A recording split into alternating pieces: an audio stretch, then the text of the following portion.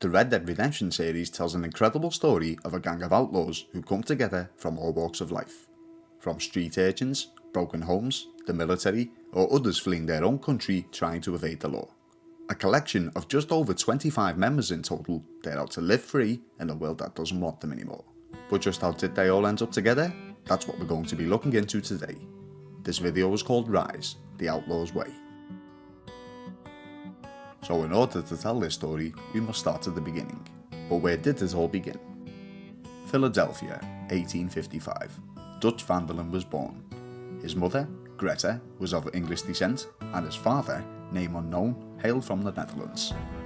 When Dutch was just a child, his father, who fought for the Union, also known as the North, was killed during the American Civil War in the Battle of Gettysburg. Dutch, due to his father's passing, developed a sworn grudge against the South. Growing up fatherless was tough on Dutch and his mother, Greta van der Linde. He would become a rebellious and somewhat disobedient child, and by the age of 15, he decided to go at it on his own. Dutch is, and always has been, an avid reader. Growing up idolising his favourite author, Evelyn Miller, he would often dream big about a life of freedom and liberties. But being in his teens, and on his own, things were tough, and Dutch would have to resort to a life of crime during the 1870s. One night, at a campfire on the road to Chicago, Dutch was approached by another gentleman. The man attempted to both con and steal from Dutch, only to realise that Dutch had beaten him to the punch and had already stolen from the man himself. Appreciating each other's skills and cunningness, the pair laughed it up and decided to form a partnership. That man's name? Hosea Matthews. Hosea Matthews was born in 1844 and spent his early days living in the mountains. Not much is known about his parents, only that he rarely saw his father, maybe only 2 or 3 times in his lifetime, and that he had died at the age of 75. Hosea began a career as a stage actor, with hopes and dreams of later becoming a comedian. This could very well explain his performance ability. Unfortunately, this career move never panned out, and he would eventually turn to a life of crime. When he was still young, he was caught trying to steal a chicken by the local county sheriff. The sheriff decided to make an example out of Hosea and sentenced him to be hanged until dead. Because he was still so young and the crime wasn't all too serious, the local town erupted in anger about the decision and came to his assistance. An unknown saviour managed to shoot through the rope around Hosea's neck, therefore freeing him. Hosea got away with nothing more than a sore neck, and the sheriff himself was later hanged by the townsfolk. He primarily worked alone. That wasn't until he stumbled across that campfire. Now together, the pair not only became a duo of criminals, but also incredible friends. Although Hosea was the older of the two, Dutch, with his charismatic ways, was a natural-born leader, so the cards just fell into place according to rank. The pair continued to work together, and in 1877 they found themselves in the town of Kettering, Ohio. Posing as a couple of international merchants, they managed to con around 12 of the locals into buying about $300 worth of shares under the false pretense of a fictional Portuguese shipping company. It worked well for a while, but the duo would eventually be discovered and arrested by one Sheriff Carmichael. In March of that year, while awaiting a hanging, both Dutch and Hosea somehow managed to escape their holdings, tying up and robbing the sheriff in the process, then fled to freedom. Later that same year, while still on the run, the two came across a young street urchin, a wild delinquent but with a lot of potential, Arthur Morgan. Arthur was born in 1863 somewhere in the northern region of the United States to Beatrice and Lyle Morgan. His mother passed away when he was very young from unknown causes, and although Arthur admits he doesn't remember much about her, he makes sure to keep a photograph of her as a memory. His father, on the other hand, was abusive towards Arthur. Lyle Morgan was arrested for larceny in 1874 and hanged until dead, something which Arthur was a witness to when he was around 11 years old. Despite Arthur admitting that his father's death wasn't soon enough, he chose to don his gambler's hat, showing that he still had some affection for him. It was around the age of about 14 that he was discovered by Hosea and Dutch. The pair took the orphan boy under their wing, teaching him how to read, how to write, how to hunt, and how to fight. At such a young age, Arthur was impressionable. He learned to follow Dutch's teachings and began to share his outlook on a life lived free. He stuck with the two, seeing the pair of them as surrogate fathers. The three are considered to be the founding members of the Van der Linde gang. It wasn't all about stealing and conning. The three members had become a family and would frequently enjoy spending time together. It was one night during a poker game that in walked one Susan Grimshaw. Susan would often sit with Dutch during games, and the pair would later become romantically involved. Although this relationship wouldn't last, as Dutch would move on with another lady called Annabel, Susan remained on good terms with him, gaining his respect, and would eventually become an arbiter for the gang. At some point around this time, Hosea had fallen in love and married a young lady named Bessie. He would briefly leave the gang, attempting to live a more stable and secure life. Hosea often considered himself to be very lucky to have met his wife, and thought of her to be a kind and caring person. Her death, sometime after 1883, left Hosea heartbroken. It was after this that he went back to being a permanent member of the gang. Hosea wasn't the only member of the gang to have suffered a terrible loss. Although unsure of what year, only that Arthur Morgan was young, he had met a young lady who later gave birth to a baby boy, Isaac. Arthur stayed with the gang, but would visit them from time to time to help out. One day, Arthur arrived and was met with two crosses in front of the house. He knew instantly that they were gone. He would later discover that a gang of bandits had rolled through and murdered the pair, all for $10. This hardened Arthur. Sometime later, Dutch would cross paths with the infamous outlaw Cornwall Driscoll. Although the pair opposed each other, there was understanding and respect when it came to their view about the law. Dutch disliked the way Corn would treat his men, as the Van der Linde gang was all about loyalty, and Corn would mock Dutch's way of life, primarily his dreams of a better world. The two gang leaders would constantly battle over scores, and although the reason isn't exactly clear, this led to Dutch murdering Corn's brother. In retaliation, Corn would then murder Dutch's sweetheart, Annabel. This propelled the rivalry into a level of extreme hatred between the pair, and a lifelong feud began. In 1885, Dutch stumbled upon a group of homesteaders in the state of Illinois who were trying to lynch a small boy whom they caught stealing from their land. Dutch intervened, saving the boy's life, and just like he did with Arthur, he took him under his wing, giving him the same teachings. This 12-year-old boy was a young John Marston. John is originally from Illinois and was born in 1873. His mother, a prostitute, died while giving birth to him, and his father, an illiterate Scotsman, was left blind after a bar fight somewhere south of Chicago and died sometime later, orphaning John at just 8 years old. Growing up in an orphanage wasn't for John, and after a couple of years, he eventually ran away, trying his luck at life on the streets. At the age of only 11, John shot and killed a man, possibly in self-defense, although he would later claim that it wasn't his fault. Life on the streets wasn't what he thought, and it was tough being alone at such a young age, so it was fortunate for John that Dutch had found him when he did. The Van der Linde gang now consisted of 5 members. Although they were a family, they were still crooks, and in 1887, Dutch had a plan. He was to take Arthur and Hosea and lead them to their first major bank robbery. At around 2 PM one day, the trio burst into the bank of Lee and Hoyt. They held the place up and walked away, both unscathed and with around $5,000 worth of gold. Dutch convinced the others that they should share the wealth with the poor townsfolk, and the 3 went around to orphanages and shanties handing out the money. Dutch believed that they needed it more than a gang. This was the first time that Dutch had a price on his head. The gang would continue to perform robberies like this and give handouts where needed, keeping just enough for themselves to carry on. In 1893, while at a bar, a drunkard named Bill Williamson attempted to steal from Dutch, who simply laughed at him. Bill, real name Marion, was born in 1866. He derived his nickname from his surname, seemingly embarrassed by his first. His father was an alcoholic whose excessive drinking would cause him to slowly lose his mind, favouring a mix of whiskey and moonshine. Although Bill was terrified of suffering the same fate, he would drink himself, claiming he was more in control than his father ever was. At some point in the 1880s, Bill signed up to the army and was assigned to the 15th Infantry Division, and later claimed that he also served in the cavalry. he would see horrific things, especially when he went to war against the Native Americans. In late December of 1892, Marion Bill Williamson would receive a dishonourable discharge for both deviancy and attempted murder. For the next while, he lived rough, getting through life by robbing people along the highways, all the while spending most of his stolen money on drink. When Dutch came across him, he seemed to take pity, and even though he attempted to rob Dutch, he was brought into the Van der Linde gang. Although Bill didn't seem much of a thinker, he could handle himself in a fight, something that could come in handy for the gang if ever needed. At some point along the line, the gang was joined by Uncle.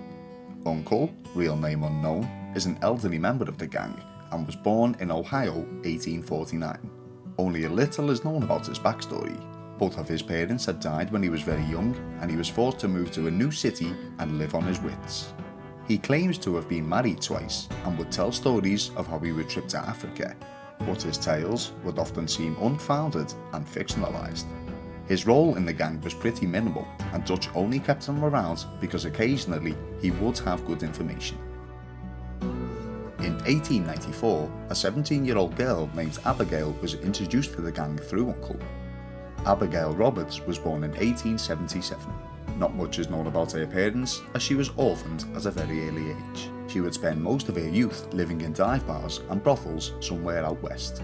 Most of her time was spent with the majority of male gang members, fitting to her current occupation, before eventually developing feelings for John Marston. Abigail chose to stay with the gang as it seemed a better life than the one she was currently living. 1 year later, in 1895, Dutch was at a farm attempting to steal some chickens when he came across a young man who was trying to do the same. He was alone, cold and hungry. Dutch fed him, clothed him and wrapped him in a blanket to keep him warm. Javier Escuela was born in Nuevo Paraiso, Mexico. He was born into a poor family but would grow up to become a revolutionary after witnessing his uncle and 4 other men being castrated and fed to the pigs on the orders of the Mexican government, all because they rebelled and demanded a fair wage. Not much is known about the other members of his family, only that his father was a drunkard, his mother had passed, and he had a sister who was married. While in Mexico, Javier fell in love with a woman and killed a very powerful former military leader over her in the town of Punto Ogulo. Following this, he was forced to flee his home country in fear of suffering the same fate as his uncle. Javier went north to America, however, he spoke no English. Dutch brought him into the Van der Linde gang, and just like the others, he taught him how to read and write, and of course, how to speak the English language. Javier believed that he would be dead by now if it wasn't for Dutch, and he swore allegiance and loyalty to him for the remainder of his days. Although not a full member of the gang, Josiah Trelawney would frequent in and out. Josiah is a married man, but can't seem to stay in one place for too long. The only reason Dutch tolerates this is because when he does show up, he always brings valuable information. Although it's not known when he first met the gang, Josiah has been involved with them for several years. The exact time is not known, but at some point, Dutch met up with a young lady named Tilly Jackson. Tilly was the daughter of a former slave. As an orphan, she fell in with a gang known as the Foreman Brothers. She was just 12 years old. At one point, a man named Malcolm Foreman made unwanted advances towards Tilly, to which in retaliation, she would kill the man. She fled the gang and tried to return to her mother, only to find that she had passed. Now alone and on the streets, Tilly was brought in by Dutch, whom, like the others, was taught to both read and write. She too saw Dutch as a surrogate father. The gang, now 10 strong, 11 if you include Josiah, would continue their way, robbing from the rich and giving to the poor. Dutch would always preach about this in his teachings, and even once scolded Arthur for stealing from a poor man's house, stating that it made them no better than the government they were fighting against. Unfortunately, this Robin Hood way of life wouldn't last. As the world around them became more organised and civilised, Dutch's plans seemed to switch from helping the poor to only helping the gang itself. He became fully dedicated to enforcing his own ideals of living free in a land with no law. Even at one point, around 1898, he brought in Leopold Strauss, whose participation in the gang would involve bookkeeping and loan sharking. Leopold Strauss was born in Vienna, Austria in 1846. He, just like the rest of the Van der Linde gang, had a very tough upbringing. His older brother was a career criminal, and his father would later sell Leopold's younger sister, Anna, to a labour camp in order to provide for the rest of his family, leaving both his sons heartbroken. Strauss had health issues and was sent to the United States with his uncle around 1863 in search of better healthcare. At just 17, he arrived in New York City right in the middle of the draft riots. His uncle, an elderly man, suffered a fatal heart attack, leaving a young Leopold all alone in a strange country. Leopold was a very intelligent man, and he learned to get by running scams on the city's residents. This went on for years until he was eventually discovered by Dutch. Dutch had gone from giving money to the poor to now loaning it to them and expecting payments with interest or they'd suffer the consequences. With Dutch's new way of thinking, and in order to protect both his gang and his way of life, he needed more members. It was around this time he began to recruit further. Somewhere between 1895 and 1897, a scam artist and a thief known as Karen Jones joined the gang. Little is known about her past or how she even became affiliated with Dutch, but she earned a reputation and her place in the gang after performing a successful bank robbery with Arthur and Javier in Tucson, Arizona, by dressing up as a nun, hiding firearms beneath her clothing. Sometime around 1895, Abigail Roberts had fallen pregnant to John Marston and later had a little son, who she had named Jack. John was a terrible father, and in 1896 he left the gang for an entire year, fleeing his responsibilities, something which Arthur had a real difficulty forgiving him for upon his return in 1897. At some point before 1899, a young lady named Mary Beth Gaskell entered the scene. Mary Beth was a pickpocket who was eventually found out. While being chased by her victims, she was rescued by the Van der Linde gang, who chased the men away and brought her back to camp. There isn't much to tell about her past, only that her mother died of typhoid when Mary Beth was very young. One night, while Dutch and Hosea were at a bar in North Elizabeth, they encountered a young Irishman, Sean Maguire. Sean was born in Donegal, Ireland, and spent his early childhood there. His father, Darren Maguire, was an infamous outlaw who was forced to flee to the United States with Sean, evading the law. Unfortunately, his father was hunted down and killed, and Sean was sent to reform school. But this didn't suit him at all. He fled the school and pursued a life of crime, living in poverty and feeding off scraps. It was around this time that he met Dutch and Hosea. Sean seemed fascinated by Dutch's golden pocket watch and decided he wanted it for himself. He followed the pair down an alleyway with the intention of robbing them. Much to his surprise, both Dutch and Hosea simply laughed and dared him to shoot, which he did. It turned out that the pair had foreseen Sean's plans and silently removed the bullets from his weapon. Dutch saw his potential, so instead of killing him, he gave him some food and brought him into the gang. Pearson is a former Navy cook who was once stranded at sea for 50 days.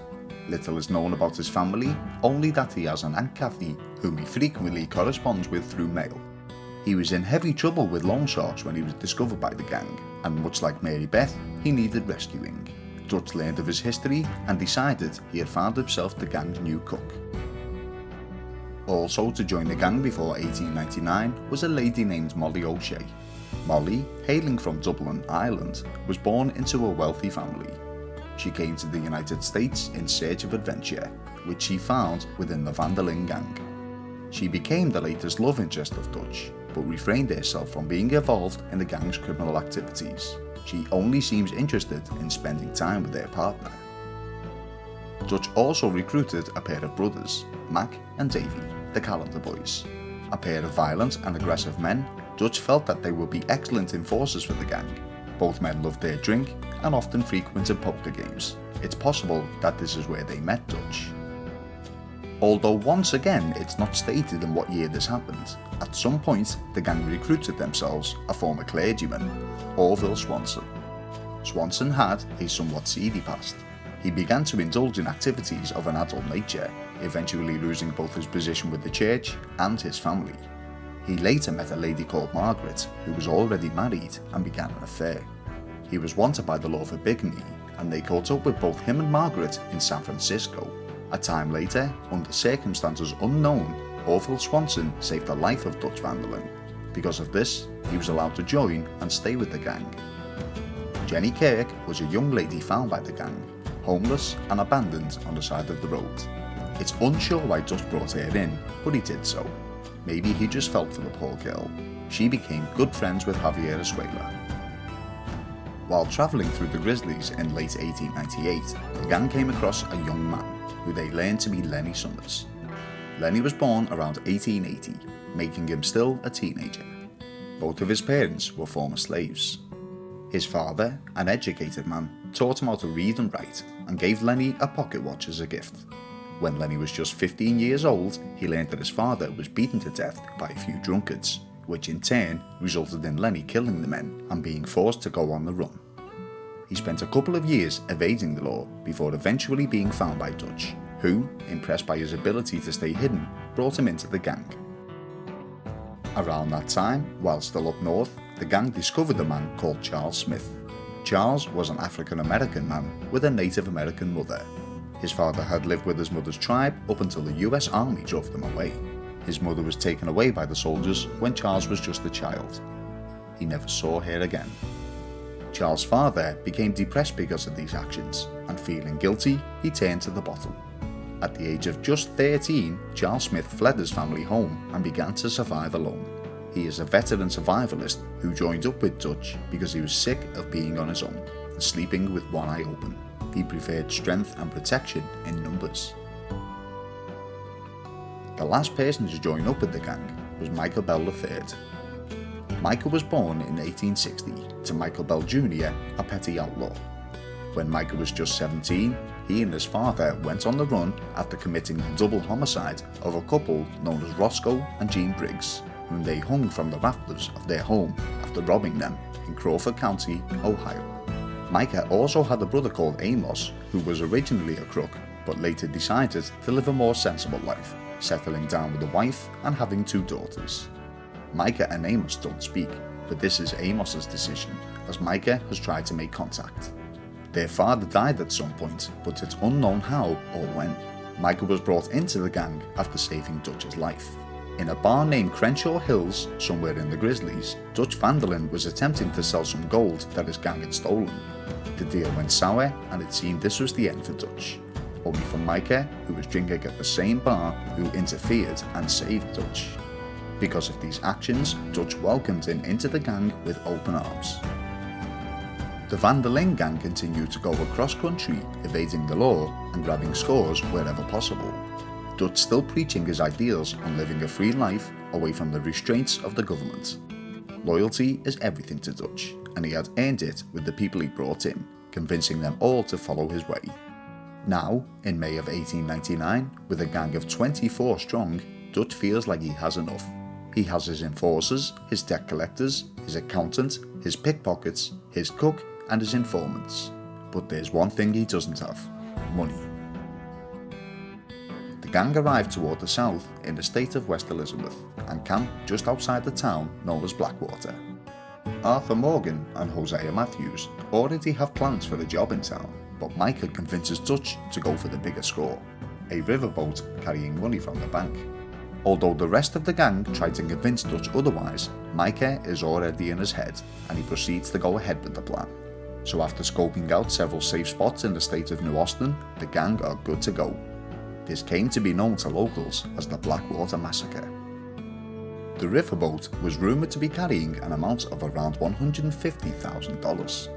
All available members of the gang, excluding Arthur and Hosea, due to following their own lead, proceeded with the robbery.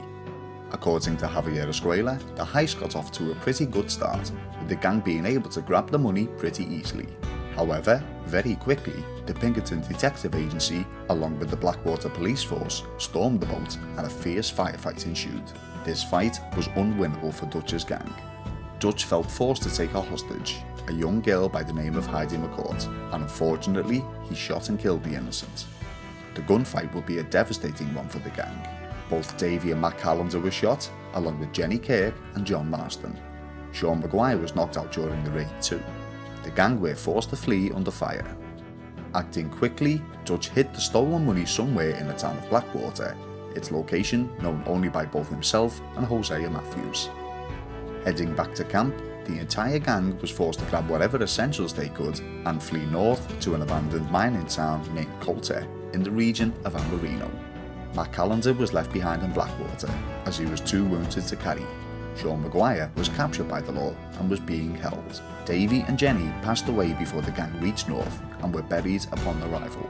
And John Marston, suffering only a fairly minor gunshot to the arm, was sent on ahead to scout, as was Micah Bell, thus beginning the events of Red Dead Redemption 2.